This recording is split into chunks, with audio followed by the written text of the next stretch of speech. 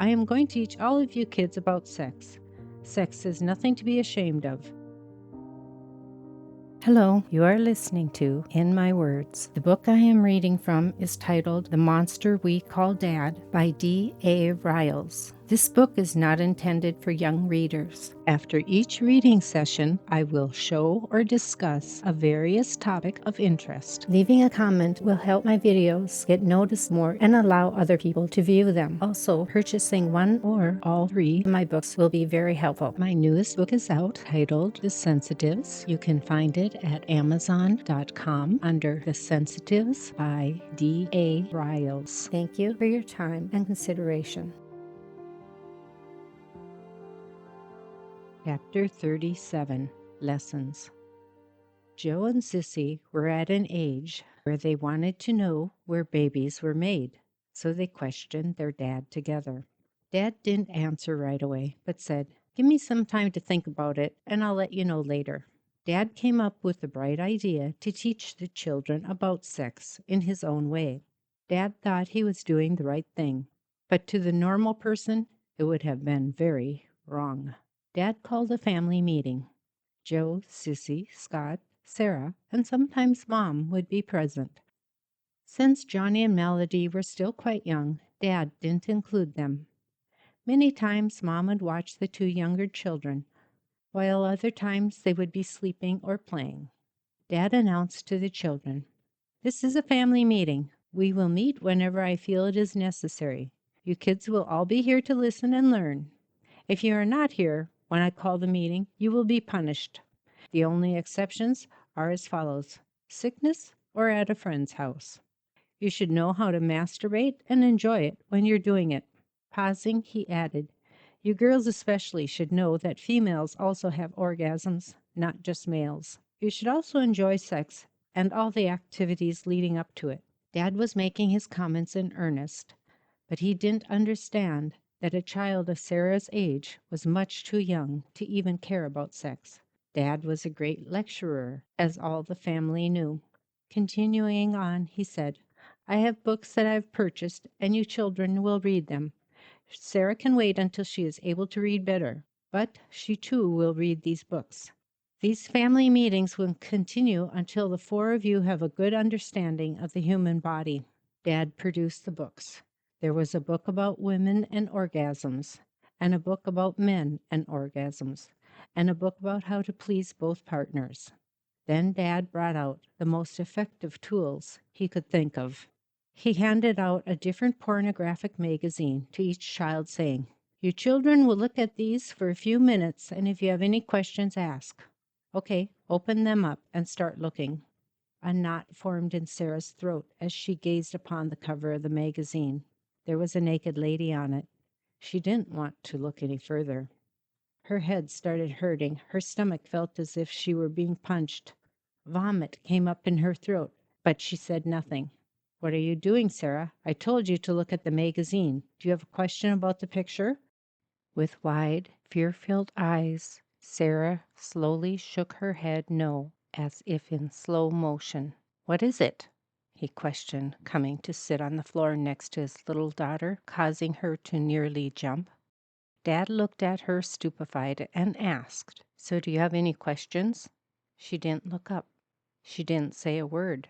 Sarah felt so severely sickened that she didn't want to move. The young girl felt as if she were almost frozen in place. Afraid to comment for fear the monster would come out, Sarah said nothing. The young child felt a chill go up her spine as her body seemed to weaken. She felt icky having Dad sit so near to her as he removed that magazine from her small, clenched hands. Turning the pages, he went over each and every photo with Sarah. He explained how there were various parts of the female and male bodies.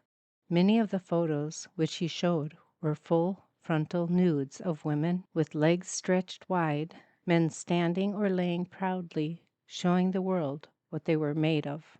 Sarah withdrew into herself as Dad explained in graphic detail the images which her young eyes were being forced to look at.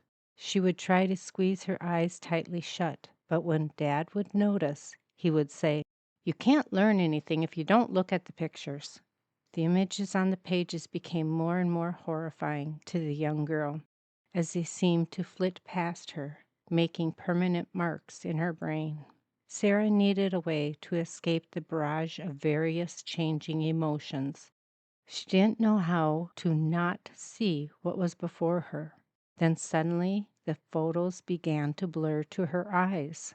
One body began to blend into the next. Faces seemed to be disappearing.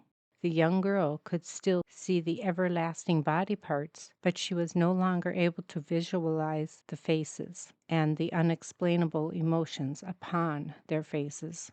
Sarah had to endure the entire night of looking at these pictures, not knowing what to do or say to get away. Unfortunately, this wasn't the only night that the sex meetings took place. There would be many more to come. Within only a few short weeks after starting his sex talks, Dad decided to take it a step further. One night before one of Dad's meetings, Mom and Dad took Johnny and Melody to Grandpa and Grandma Schultz. That wasn't an unusual event. There were many times when Mom and Dad just couldn't handle having all 6 children together. So for Sarah, it didn't make her worry. But then something different happened the following day. "Joe, Sissy, Scott, Sarah," Dad called out to the children from his bedroom. The children cautiously entered their parents' bedroom, not really sure why they would be called into the room where they were forbidden from going into. Sarah looked around, her eyes intense, searching for hidden meaning behind Dad's order. She did not like this feeling that crept up on her upon entering the bedroom. It didn't feel right. She kept quiet.